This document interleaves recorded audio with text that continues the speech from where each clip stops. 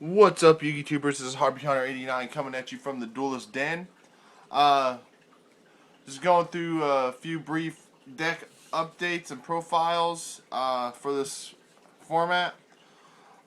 This is a deck that is actually arguably my best deck.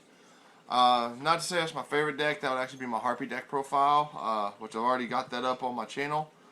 But this is actually the deck I've had the most success with out of the last couple formats. It's really hard to beat. So I'm going to get right into it. This is actually my Jackpot 7 deck profile. At the end of the video, I'll do a brief explanation of how this deck works. So let's get started. First, you got your 3 Battle Faders and 3 Swift Scarecrows. These are your primary hand traps. They're used to stop your opponent from attacking. In Battle Faders' case, you special summon it in the battle phase. In Swift Scarecrow's case, you discard to the graveyard to end the battle phase. The next hand trap is Maxi. I run 2 copies of them. The last few formats, there's been most of the primary decks do a lot of special summoning. So you want to have some of these in there just to get some draw power out. And even if they don't go into the special summons, you can slow them down for a turn. Next, I run 3 card Cardies. This does you sack it, draw 2 cards instantly end the turn.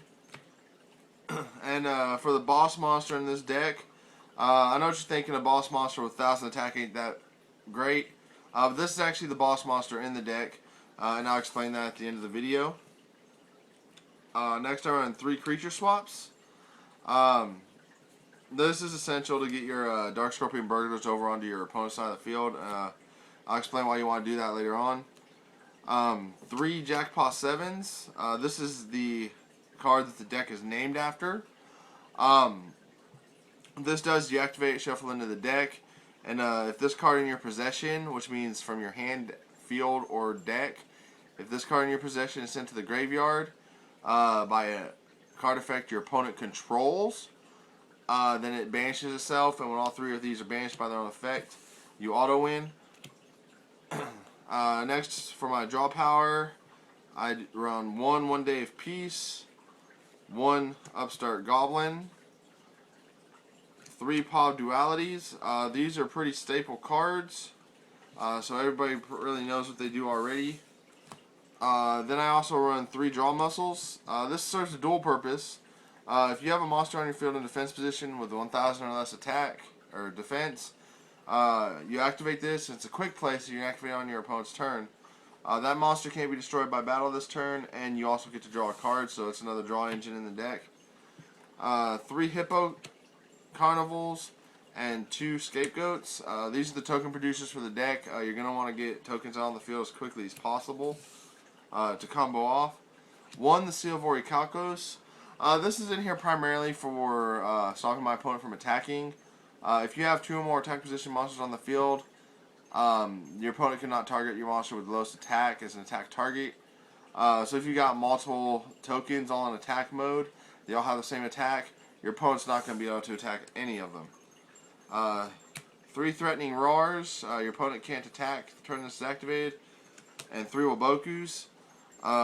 Prevent your monsters from being destroyed by battle, and you take no battle damage. As you can see, this is a stall deck. It's just stop your opponent from attacking until you get your combo pieces in your hand. There's 40 cards for the main board. For the sideboard, I run 3 Sheen Spy. This is just in case your opponent decides to get cocky and stops playing monsters on the field. Game 2, you side this in, and you can give them your monsters whether they want you to or not. 3 Swords of Revealing Light. I usually side this in if somebody's playing stuff like Trap Stuns or Royal Decrees. It's an attack stopper that can't be shut down by that. 3 MSTs. This is usually for floodgates, like skill drains, Vanity's Emptiness, things like that. 3 breakthrough skills. This is for usually just rogue decks, but I primarily use it for masked heroes. Masked heroes primarily because with Dark Law on the field, all your cards are auto banished. This shuts Masked Hero, Dark Law down, so you can actually combo off. And then 3 Royal Decrees. Again, like I said, Trap cards like Vanity's Emptiness, Mirror Force, Skill Drain, all hurt this deck. So you just want to have a way to shut those cards down. Now for the way this deck works, what you want to do is first you want to get your Dark Scorpion Burglars on the field. Then you're going to want to creature swap it to your opponent's side of the field. Then you can use your tokens to attack into it. Now you have to have over 3,000 life points for this to work. Unless of course you have Seal of Orichalcos on the field, then you don't have to have more than 1,500. But generally you're going to want to be able to give up 3,000 life points for this to work. What happens is once you get Burglars on your opponent's side of the field, use your tokens attacking the Burglars. Burglars forces you to send a spell card to the graveyard.